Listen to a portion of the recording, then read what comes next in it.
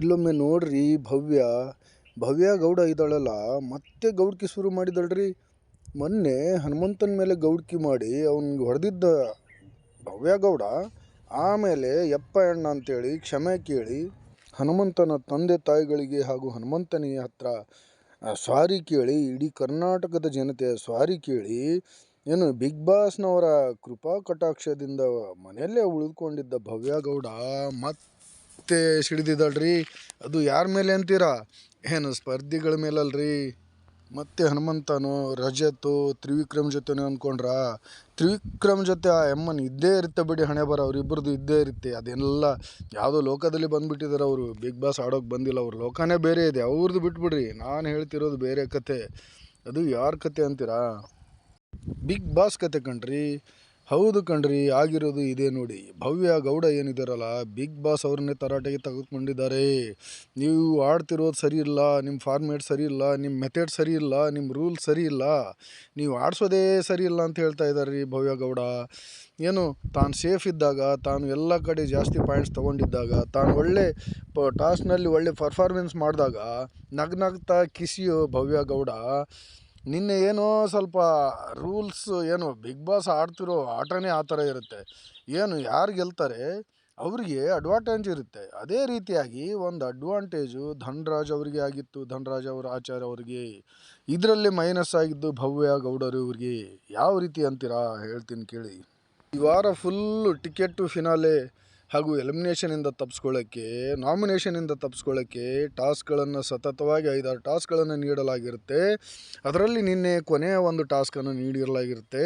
ಅದರಲ್ಲಿ ಧನ್ರಾಜ್, ತ್ರಿವಿಕ್ರಮ್, ರಜತ್ ಹಾಗೂ ಮೋಕ್ಷಿತ್ ಅವರು ಆಡ್ತಿರ್ತಾರೆ.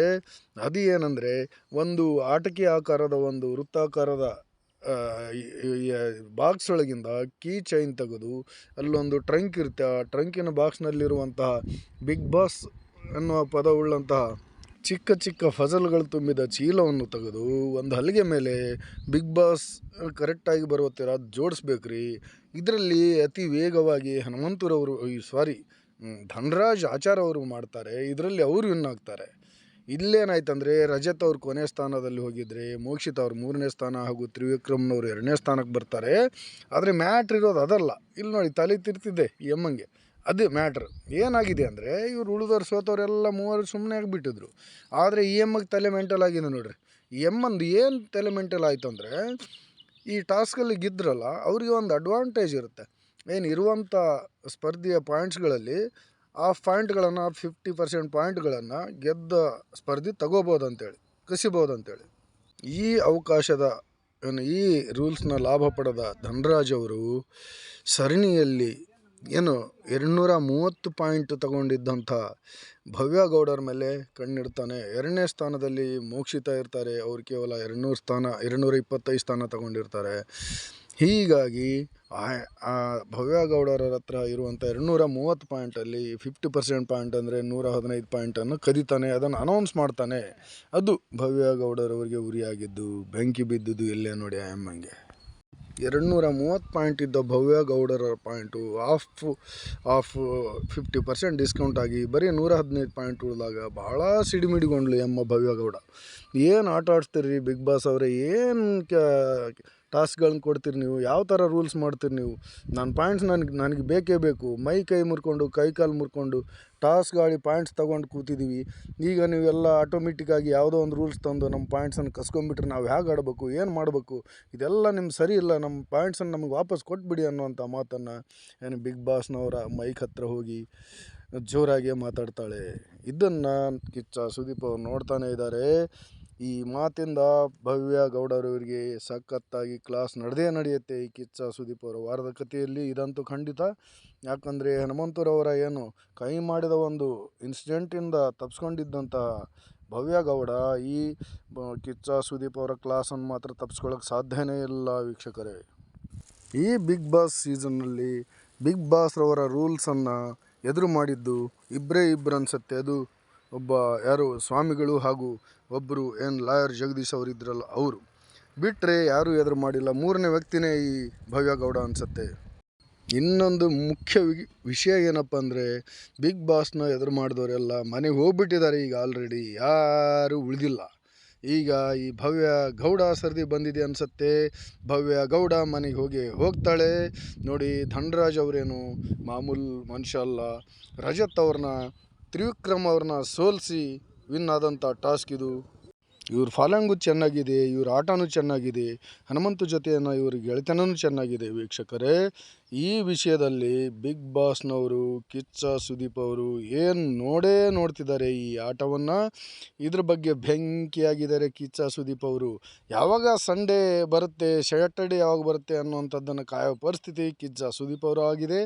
ಈಗ ಏನು ಮಾಡಲಿ, ಭವ್ಯ ಗೌಡರನ್ನು ಆಗಲೇ ಒಂದು ಸಾರಿ ಚಾನ್ಸ್ ಕೊಟ್ಟು ಹನುಮಂತನ ಮೇಲೆ ಕೈ ಮಾಡಿದ್ದಕ್ಕೆ ಜೈಲಿಗೆ ಕಳಿಸಿದ್ದೆ, ಏನು ಮನೆಗೆ ಕಳಿಸ್ಬಿಡ, ಎಲಿಮಿನೇಟ್ ಮಾಡಿಬಿಡ ಅನ್ನುವಂಥ ಒಂದು ಉತ್ಸಾಹದಲ್ಲಿರ್ತಾರೆ ವೀಕ್ಷಕರೇ. ಇದಕ್ಕೆ ಬಿಗ್ ಬಾಸ್ನ ಅನುಮತಿಯನ್ನು ಕೇಳಿರ್ತಾರೆ ಅನಿಸುತ್ತೆ ವೀಕ್ಷಕರೇ. ಮತ್ತೇನೆಂದರೆ ಮನೆಯಲ್ಲಿ ನೋಡಿ ತ್ರಿವಿಕ್ರಮ ಭವ್ಯ ಗೌಡ ಏನು ಮಾತುಕತೆ ಯಾವ ರೀತಿ ಇರುತ್ತೆ, ಮುಚ್ಕೊಂಡಿರು ಅನ್ನೋಂಥ ಮಾತನ್ನು ಪರಸ್ಪರ ಮಾತಾಡ್ತಾರೆ. ಇದನ್ನು ಕಿಚ್ಚ ಸುದೀಪರು ನೋಡ್ತಿರ್ತಾರೆ. ಇದ್ರ ಬಗ್ಗೆನೂ ಸಖತ್ತಾಗಿ ಕ್ಲಾಸ್ ತಗೊಳ್ತಾರೆ. ಈ ಭವ್ಯ ಗೌಡರಿಗೆ ದೊಡ್ಡ ಸಂಕಷ್ಟನೇ ಇದೆ ನೋಡಿ. ಈ ತ್ರಿವಿಕ್ರಮ್ನು ಇಲ್ಲಿ ಹೇಳ್ತಾನೆ ಮುಚ್ಕೊಂಡಿರು ಸಾಕು ಅನ್ನುವಂಥ ಮಾತನ್ನು. ಇವರು ಟಾಸ್ಕಲ್ಲಿ ಹೊಂದಾಣಿಕೆ ಇಲ್ಲದಾಗ ಏನು ಅವ್ರ ಆಟದಲ್ಲಿ ಹಿಂದುಳಿದಾಗ ಈ ರೀತಿ ಕೋಪವನ್ನು ಒಬ್ರಿಗೊಬ್ರು ತೋರಿಸ್ಕೊಳ್ತಾರೆ. ಈ ರೀತಿಯಾಗಿ ಇವ್ರ ಕಥೆನೇ ಹೀಗಾಗ್ಬಿಟ್ಟಿದೆ ಈ ಬಿಗ್ ಬಾಸ್ನಲ್ಲಿ. ಇವರಿಬ್ಬರು ಶನಿಗಳು ತೊಡಗಿದರೆ ಈ ಬಿಗ್ ಬಾಸ್ನಲ್ಲಿ ಒಳ್ಳೇದಿರುತ್ತೆ ಅಂತ ಅನ್ನಿಸ್ತಾ ಇದೆ ಜನರಿಗೆ. ಇವ್ರ ಆಟ ಏನು ವಾಕರಿಕೆ ತಂದುಬಿಟ್ಟಿದೆ, ಆ ಥರ ಬಿಹೇವಿಯರ್ ಮಾಡ್ತಾರೆ. ಇದೇನು ಫೆಬ್ರವರಿ ಬಂದುಬಿಡ್ತಪ್ಪ ಅನ್ನೋ ಥರ ಅವರು ಬಿಗ್ ಬಾಸ್ನಲ್ಲಿ ಆಡ್ತಾಯಿದ್ದಾರೆ. ವ್ಯಾಲೆಂಟೈನ್ಸ್ ಡೇ ಬಂದೋ ಥರ ಆಡ್ತಾರೆ. ಏನು ವ್ಯಾಲೆಂಟೈನ್ಸ್ ಡೇವರೆಗೆ ಇವ್ರಿಗೆ ಬಿಟ್ಬಿಡಿ ಸಪ್ರೇಟು ಬಿಗ್ ಬಾಸ್ ಮನೆಯಲ್ಲಿ. ಏನು ಬಿಗ್ ಬಾಸ್ನವರೇ ಇವ್ರ ಆಟನೇ ಆ ರೀತಿ ಇದೆ. ಕಿಚ್ಚ ಸುದೀಪ್ ಸಾಹೇಬ್ರೆ ಕೇಳ್ರಿ ಒಂದು ಮಾತು, ಈ ಭವ್ಯ ಗೌಡರವ್ರದ್ದು ಅತಿರೇಕ ಜಾಸ್ತಿ ಆಯಿತು. ಏನು ಹನುಮಂತರವ್ರಿಗೆ ಏನೇನೋ ಅನ್ಯಾಯ ಆದ್ರೂ ಯಾವುದೇ ರೀತಿಯಿಂದ ಯಾರಿಗೂ ಮಾತಾಡಿಲ್ಲ, ಯಾರಿಗೂ ಪ್ರತಿರೋಧ ಮಾಡಿಲ್ಲ. ಅವ್ರಿಗೆ ಹೊಡೆದ್ರೂ ಕೂಡ ಸುಮ್ಮನಿದ್ದಾನೆ. ಅವರಿಗೆ ಅನ್ಯಾಯ ಆಗಿ ತ್ರಿವಿಕ್ರಮ್ ಒಂದು ಸೈಡು ರಜತ್ ಮಾಡಿದಾಗ ಕೂಡ ಸುಮ್ಮನಿದ್ದಾನೆ. ಆದರೆ ಹೋಗ್ಲಿ ಬಿಡ್ರಿ, ಇದೇನು ಟಾಸ್ಕ್ಗಳಲ್ಲಿ ಬಿಗ್ ಬಾಸ್ ಮನೆಯಲ್ಲಿ ಭವ್ಯ ಗೌಡದೇ ಜಾಸ್ತಿ ಆಯ್ತಲ್ರಿ. ಏನು ಬರೀ ಅವು ಆಯಮ್ಮನ ಮೇಲೆ ಏನು ಆ್ಯಕ್ಷನ್ ಏನು ತಗೊಳ್ತೀರಾ, ಅಥವಾ ಏನು ಆಯಮ್ಮನ ಏನು ಎಲಿಮಿನೇಟ್ ಮಾಡ್ತೀರಾ, ಕಳಿಸ್ತೀರಾ ಇಲ್ವಾ? ಚೆನ್ನಾಗಿ ಆಡೋರ್ನೆಲ್ಲ ಹೆದರ್ಸ್ತಿರಲ್ರಿ. ಗಾಂಚಲಿ ಬೇಡ, ಅದು ಬೇಡ, ಇದು ಬೇಡ ಅಂತ ಹೆದರ್ಸಿದ್ರಲ್ಲ ಮೊನ್ನೆ. ಎಮ್ಮಗೆ ಹೆದರ್ಸ್ರಿ ನೋಡೋಣ, ಏನಂತೀರಿ ಈಗ ಹೇಳ್ರಿ. ಅದೇನು ಹೇಳ್ತೀರಿ ಹೇಳ್ರಿ, ಹೇಳಿ ಅದಕ್ಕೊಂದು ಕ್ರಮ ತಗೊಳ್ರಿ. ಬರೀ ಇದೇ ಆಯ್ತಲ್ರಿ ಈ ಬಿಗ್ ಬಾಸ್ ನೋಡೋಕ್ಕೆ ವಾಕರಿಕೆ ಬರ್ತಾಯಿದೆ. ಯಾ ಬಿಗ್ ಬಾಸ್ ಏನೋ ಚೆನ್ನಾಗಿ ಆಡ್ಸೋದು ಕಲೀರಿ, ಕಿತ್ತೋಗಿರಿ. ಈ ವಿಡಿಯೋದಲ್ಲಿರುವಂತಹ ಮಾಹಿತಿ ನಿಮಗೇನು ಅನಿಸ್ತಾ ಇದೆ ವೀಕ್ಷಕರೇ? ನಿಮಗೇನು ಗೊತ್ತಾಗ್ತಾ ಇದೆ ಕಾಮೆಂಟ್ ಮಾಡಿ. ನಾನು ಅದ್ರ ಬಗ್ಗೆ ಹೇಳ್ತೀನಿ ಮುಂದಿನ ಕಥೆಯನ್ನು. ಅಲ್ಲಿವರೆಗೂ ನನ್ನ ವಿಡಿಯೋ ನೋಡ್ತಾಯಿರಿ. ನನ್ನ ಯೂಟ್ಯೂಬ್ ಚಾನಲನ್ನು ಎಲ್ಲರೂ ದಯವಿಟ್ಟು ಸಬ್ಸ್ಕ್ರೈಬ್ ಮಾಡ್ಕೊಳ್ಳಿ ಅಂತ ಹೇಳ್ತಾ ನಮಸ್ಕಾರಗಳು.